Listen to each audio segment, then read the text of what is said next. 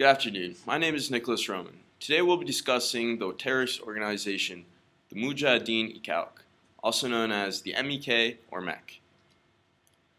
I'll give you a brief overview of just who the MEK are, the history of the MEK, what the MEK is trying to achieve, and where they get their funds from. The Mujehedeen is the largest and most militant group belonging to the Islamic Republic of Iran.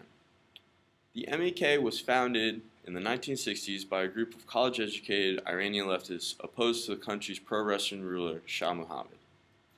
The MEK fights against the current Iranian ruling regime of theocrats known as mullahs.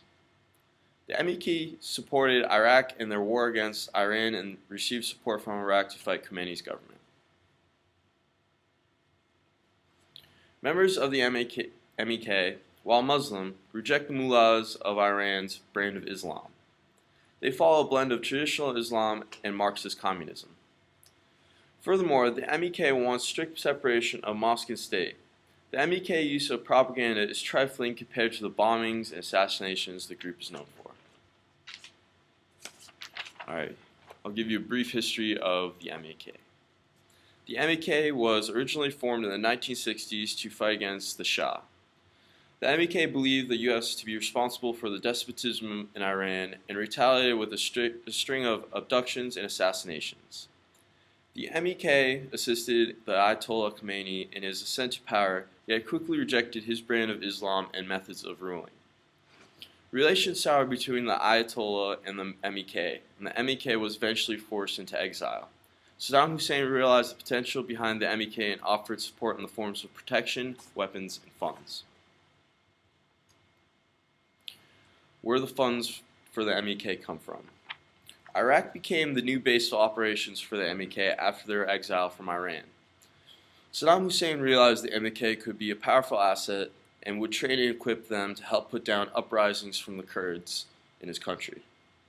The MEK also gained funds from the false charities claiming to feed starving children.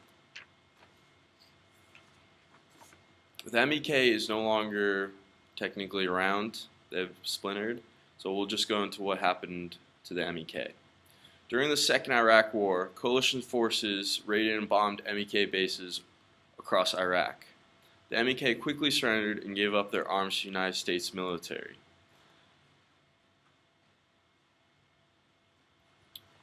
In conclusion, the MEK is now only a shadow of its former self. Membership has declined along with funding since the overthrow of Saddam's regime.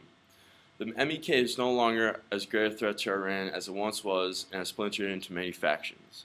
The MEK's essential goal for the overthrow of Iran's government now seems out of reach for this obsolete terrorist group. Thank you. If you have any questions, please contact me at njr06c@fsu.edu. Thank you and goodbye.